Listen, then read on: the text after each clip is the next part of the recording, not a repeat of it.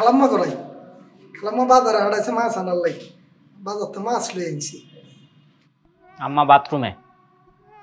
এটা কি পচা মাছ লয়েছ কে? কেন কি তা কোন স্যার বাজারে যাই সব পিছাই হাত দিয়ে ধরে তাজা মাছ লয়ে আনছি আপনি কোন মশা। তুই দাঁড়া দাঁড়া, এনে লড়বি না। মাছ আনি কি বিপদে না উড়ে গেল ভাই।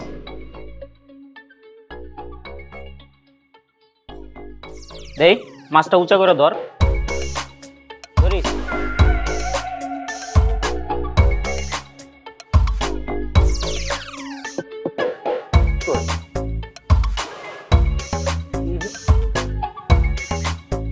না নাই কি রে, এটা তো মরা মাছ। কে কইছে তোর এটা তাজা? হ্যাঁ, আমি তো কোনো হার্টবিট পাইলাম না। আমি শিওর এই মাছটা কমসে কম 3 দিন আগে মরছে। যা এটা ফেরত দিয়ে আয়, ফেরত দিয়া যার কাছ থেকে কিনছস টাকা ফেরত লয়ে যা। স্যার এই মাছ লয়ে গেলে কি বেটা হিরত নিব নি মাছ? নিব না মানে? আরে বেটা এটা পচা মাছ, এটা খায় যদি আমি মরে যাই তোর নামে তো মামলা হইব। কি হইছে ম্যাডাম? আমি বাজার তুমি তাজা মাছ আনছি, সার কো মাছ নাকি হুঁসা? আমি নিজে এটার হার্টবিট পরীক্ষা করে দেখছি, বুঝছেন? এর মধ্যে কোনো হার্টবিট নাই, এটা তো 3 দিন আগে মারা গেছে, মরা মাছ। আচ্ছা মাছ আপনি আমার কাছে দেন, আমি দেখতেছি, আপনি জান। আল্লাহ বাঁচাইছে। আরে কানের কিনার দিয়ে হুঁস গেছে। এই এই এই মাছ আপনি ঘরে নেবেন না, এটা মরা মাছ, এটা খাইলে ভয়ানক অসুখ হইতে পারে। মরা মাছ খাওয়া যায়, আর তাছাড়া এই মাছটা তো পচে নাই। আমি রান্না করব, তুমি সুন্দর করে খাবা। কোনো দরকার নাই। হ্যাঁ, আমি মাছ খাবও না, কোনো রিস্ক নিবও না।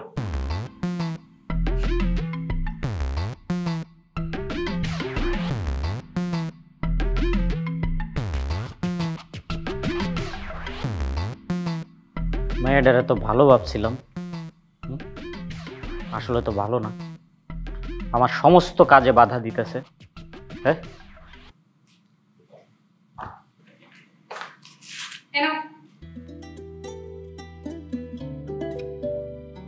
কারো রুমে এইভাবে হুট করে ঢোকা ঠিক না। ঢুকতে হইলে আগে পারমিশন নিয়ে ঢুকতে হয়। আমার রুমে আমি ঢুকবো, পারমিশন না লাগবে কেন? ও আপনার রুম না? দাঁড়ান, ব্যবস্থা করতেছি। আচ্ছা ব্যবস্থা পরে করো, আগে আপেল খাও।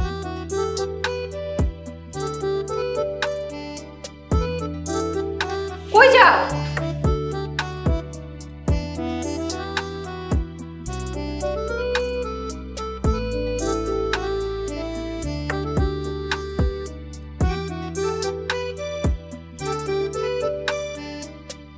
কই গেছিলা? আপেলগুলো ওয়াশরুমে নিয়ে গিয়া ভালো করে সাবান পানি দিয়ে ধুয়ে নিয়ে আসলাম। রাস্তার পাশে বেচে না, জীবাণু থাকতে পারে। আমি আপেলগুলো সুন্দর করে ধুয়ে নিয়ে আসছি, আর তুমি কিনা বাথরুমে যা সাবান পানি দিয়ে ধুয়ে নিয়ে আসছো। এটা কি জীবাণু মুক্ত হয়েছে না যুক্ত হয়েছে?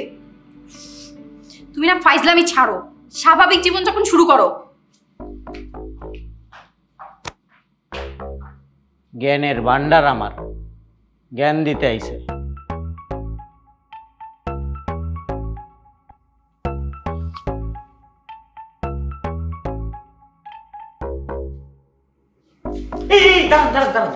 জি ভাই বলুন। না না, একটু ওয়েট করে,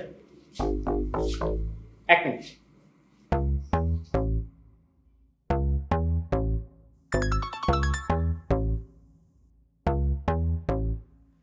আসসালামু আলাইকুম স্যার। আচ্ছা সুজন, কি হয়েছে স্যার? কোন কোন স্যার? এই যে বাসার ইলেকট্রিক শর্ট সার্কিট থেকে যদি আগুন লেগে যায় তাহলে কি করবি? স্যার মেন সুইচ অফ করে দিও। ও আচ্ছা আচ্ছা। আর যদি মনে কর রান্নাঘরের গ্যাস লিক হয়ে আগুন লেগে যায় তাহলে কি করবি? কারেন্টের আগুন লাগলে স্যার ভালো দিয়ে নিভাই দিও। ও তাহলে এক কাজ করো, ওই বাড়ির মেইন সুইচ অফ করে দিয়া বালু লয়ে আমার ঘরে আয় পড়, তাড়াতাড়ি আগুন লাগছে। ও মা গো, কোন কি স্যার? আগুন লাগছে? আয় আই আউনে আইতাম আছি বালু লই। আমি বালু ভাই কই। একটু দাঁড়া।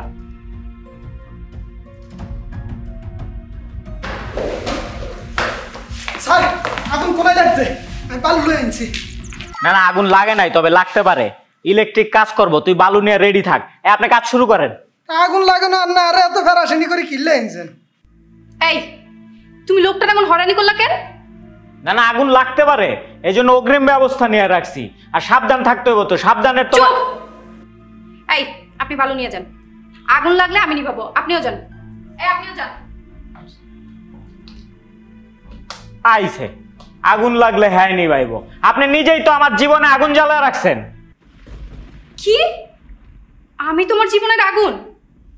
ঠিক আছে, আমি চলে যাচ্ছি। কই যাইতেছে? এই কই যান? এই শুনেন, এই তুমি কোথায় যাচ্ছ?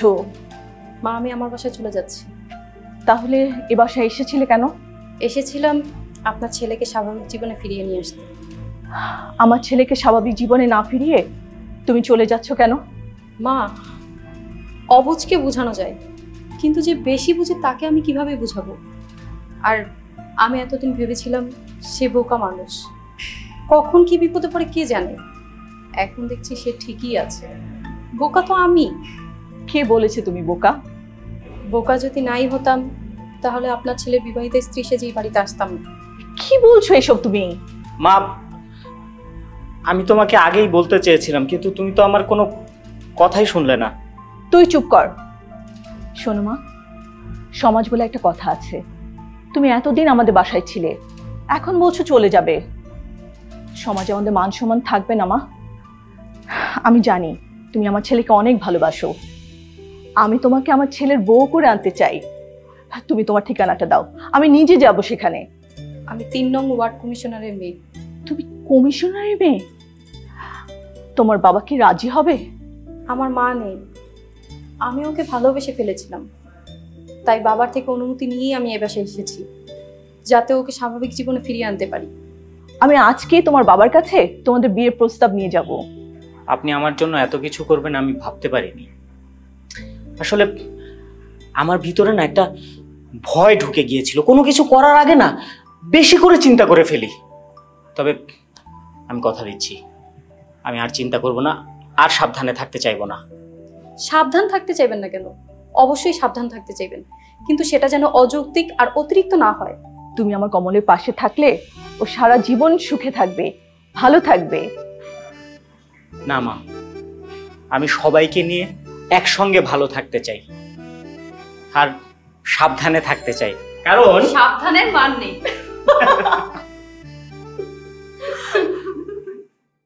ডেঙ্গুর ভয়াবহতা দিন দিন বাড়ছে। আমাদের উচিত এখনই সচেতন হওয়া। আপনার বাড়ির আশেপাশে ফেলে রাখা ফুলের টব, ডাবের খোসা, গাড়ির টায়ার অথবা কোনো পাত্রে 2-3 দিন ধরে জমে থাকা পানিগুলো ফেলে দিন।